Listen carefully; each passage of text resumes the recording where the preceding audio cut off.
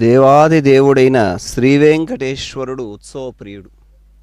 అనేక విధములైన ఉత్సవ విశేషములలో ఈ వెంకటాచల క్షేత్రంలో తాను కొలువై అత్యంత భక్త సులభుడు, కోరిన వారికి కొంగు బంగారమై కోర్కెలు తీర్చువాణిగా స్తుతింపబడుతున్న శ్రీనివాస ప్రభువు దివ్యమైన తేజస్సుతో వెలుగొందుతూ సహస్రభాను ప్రతిమోపలౌఘ స్ఫురత్కిరీట ప్రవరోత్తమాంగం ప్రవాళముక్తానవరత్నతార హారం హరిం తం శరణం ప్రపజ్యే అని స్తుతించినటువంటి విధంగా 1000 సూర్యుల తేజస్సుతో సమానమైన తేజస్సు కలిగిన మణులతో ప్రకాశిస్తున్న కిరీటమును శిరస్సున ధరించి పగడములు, ముత్యములు, నవరత్నములు కూర్చిన నక్షత్రహారములను ధరించిన శ్రీనివాసుడు దివ్యమైన తేజస్సుతో ముత్యపు పందిరి వాహనాన్ని తన వాహనంగా చేసుకొని ముత్యపు పందిరి వాహనంపై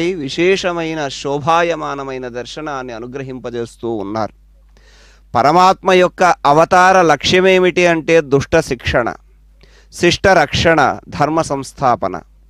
ఆ ధర్మాన్ని స్థాపించడం కోసం ధర్మ సంస్థాపనార్థం సంభవామి యుగే యుగే అని, భూభారాన్ని తగ్గించడానికి, ధర్మాన్ని స్థాపించడానికి, శిష్ట రక్షణ కోసం దుష్ట శిక్షణను చేస్తున్నానన్న విధంగా బకాసుర వధ అన్న అద్భుతమైన లీలా విశేషాన్ని తెలియజేస్తూ పరమాత్మ తాను తిరువీధులలో విహరిస్తూ చక్కగా వేంచేస్తూ ఉంటే ఆచార్య పురుషులు స్వామివారి వైభవాన్నంతటినీ కూడా కీర్తన చేస్తూ ఆ తిరువీధులలో దర్శనాన్ని అనుగ్రహింపజేస్తున్న పరమాత్మ యొక్క వైభవాన్ని స్తోత్రం చేస్తూ వారు తిరువీధుల్లో విహరిస్తూ ఉన్నారు.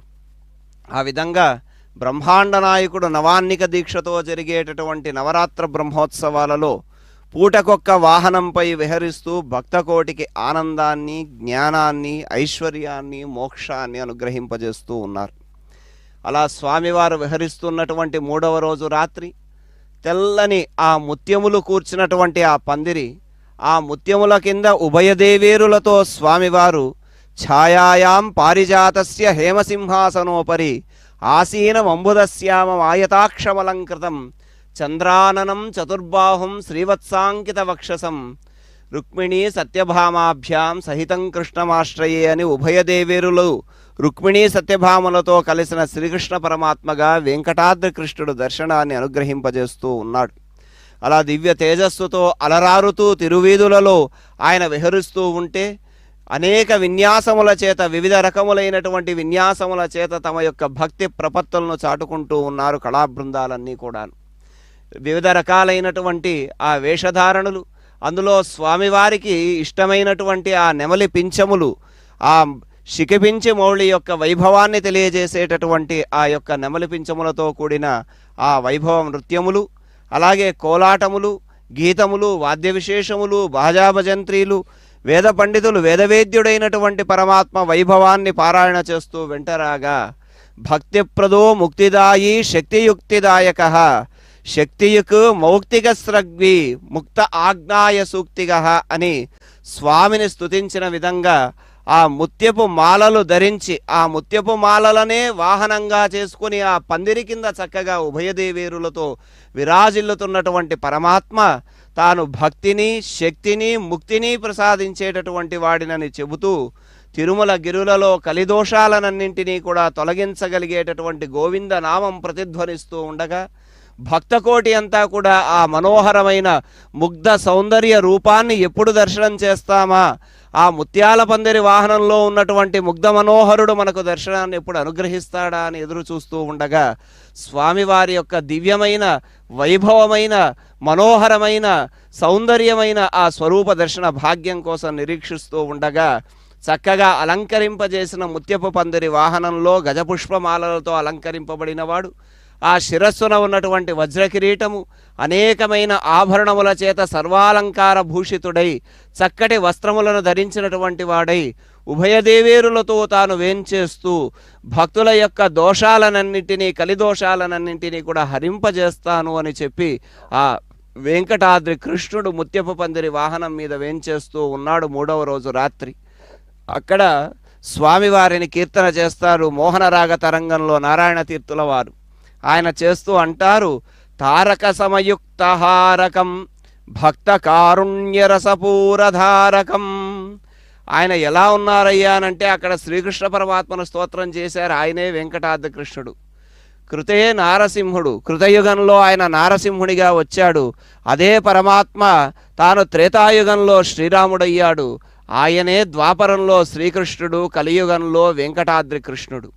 అలా తాను ఈ వెంకటాచల క్షేత్రంలో భక్త సులభుడై భక్త కోటినంతటినీ కూడా అనుగ్రహింపజేస్తూ తన దర్శన భాగ్యంతో సమస్త విధములైనటువంటి సౌభాగ్యాలను కూడా అనుగ్రహింపజేస్తూ స్వామివారు చక్కగా తిరువీధుల్లో ముత్యాల హారములు ధరించి ఉన్నటువంటి ఆ వాహనము, అలా అనేక విధములైనటువంటి భూషణములతో ప్రకాశిస్తున్నటువంటి స్వరూపము, దివ్యమైనటువంటి ఆ ముత్యాల పందిరి వాహనంలో శైత్యోపచారాన్ని స్వీకరిస్తున్నటువంటి వాడిగా తన యొక్క దయామృతమైనటువంటి చూపుల చేత ఈ సమస్త ప్రపంచాన్ని కూడా చల్లగా కాపాడేటటువంటి పరమాత్మ తెల్లని కాంతులీనే చల్లని ముత్యపు పందిరి వాహనంపై మౌక్తిక స్రగ్వి ఊరేగుతూ తాపత్రయాలను పోగొట్టి భక్తులందరినీ కూడా తన చల్లని చూపులతో అనుగ్రహింపజేస్తూ ఉన్నాడు. అలా స్వామివారు చక్కగా ఈ తిరువీధులలో భక్త కోటినంతటినీ కూడా అనుగ్రహించడానికి బ్రహ్మోత్సవాలలో ఇలాంటి అద్భుతమైనటువంటి స్వరూపంతో తాను విచ్చేస్తూ ఉన్నారు. అలా ఈనాటి ఉదయం చూసుకుంటే సింహవాహనంలో తన యొక్క ఉగ్రమైన స్వరూపాన్ని ప్రదర్శించాడు స్వామి. అలా ఉగ్రుడై ఉన్నటువంటి పరమాత్మ ఇప్పుడు ముత్యపు పందిరి వాహనంలో సౌందర్యమూర్తిగా దర్శనాన్ని అనుగ్రహింపజేస్తూ ఉన్నాడు. స్వచ్ఛమైనటువంటి ముత్యములతో కూల్చి అలంకరింపజేసినటువంటి ఆ మాలలు, ఆ మాలల సౌందర్యాన్ని ద్విగుణీకృతం చేస్తున్నటువంటి విధంగా పరమాత్మ తన యొక్క సహజ సౌందర్యం చేత ఆ దివ్యమైన వైభవాన్నంతటినీ కూడా ప్రకటింపజేస్తూ ఉన్నాడు. అలా శుకమహర్షి అలాంటి భావన చేశారు అని అంటారు. ముత్యాల గొడుగును పూనినటువంటి శేషుని పడగల కింద స్వామిని దర్శించారట ఆయన. అలా దర్శన చేసి ముక్తాదపత్రితానంత సహస్రఫణ మండల అని స్తోత్రం చేశాడు అని పద్మపురాణం చెబుతుంది. ఆ విధంగా పరమాత్మ యొక్క ఆ దివ్యమైనటువంటి వైభవాన్ని, అంటే ముత్యములు ఏ విధంగా అయితే స్వచ్ఛంగా ఉంటాయో అలా తాను నిరంతరము కూడా స్వచ్ఛమైనటువంటి భక్తి చేత తనను ఆశ్రయించినటువంటి వారిని అనుగ్రహిస్తాను అని చెప్పి భక్తి చేతనే తాను వశుడవుతానని తెలియజేసేటటువంటి విధంగా తాను ఈ వెంకటాచల క్షేత్రంలో దివ్య దర్శన భాగ్యాన్ని అనుగ్రహింపజేస్తూ ఉన్నారు. అలాగే ఆళ్వారులు వారి యొక్క పాశురముల్లో ఆ పరమాత్మ యొక్క దివ్యమైనటువంటి వైభవాన్నంతటినీ కూడా స్తోత్రం చేశారు. అక్కడ తిరువందాది పాశురంలో ఈ తిరుమల నివాసంగా కలిగినటువంటి తిరువేంగడముడయాన్ అని ఆ స్వామిని స్తోత్రం చేస్తూ శ్రీనివాసుని నలుపు మరియు నీలవర్ణపు మిశ్రముడు ఆయన ఎలా ఉంటాడయ్యా అనంటే మంచి ముత్యము వలె ప్రకాశించేటటువంటి దేహము కలిగినటువంటి వాడు అని అన్నారు. అలాంటి ఆ పరమాత్మ ఇక్కడ ఈ ముత్యపు పందిరి వాహనంలో స్మేరాతశీసూన సమాన కాంతిం సురక్త పద్మ ప్రభపాదహస్తం ఉన్నిద్ర పంకేరుహచారు నేత్రం పవిత్రపాణిం శరణం ప్రపద్యే. ఆ ముత్యాల పందిరి వాహనంలో విహరిస్తున్న పరంధాముడు వికసించిన అగిస పువ్వుతో సమానమైన కాంతితో ప్రకాశిస్తూ ఉన్నాడు. అలాగే స్వామివారి అభయహస్తము, సమస్త పాపరాశిని తొలగింపజేసేటటువంటి పాదపద్మములు ఎర్రని తామర పువ్వులతో సమానమైనటువంటి వర్ణాన్ని కలిగి ఉన్నాయి. అలాంటి పరమాత్మ చక్కగా విహరిస్తూ ఉన్నారు. చూసి తరిద్దాం.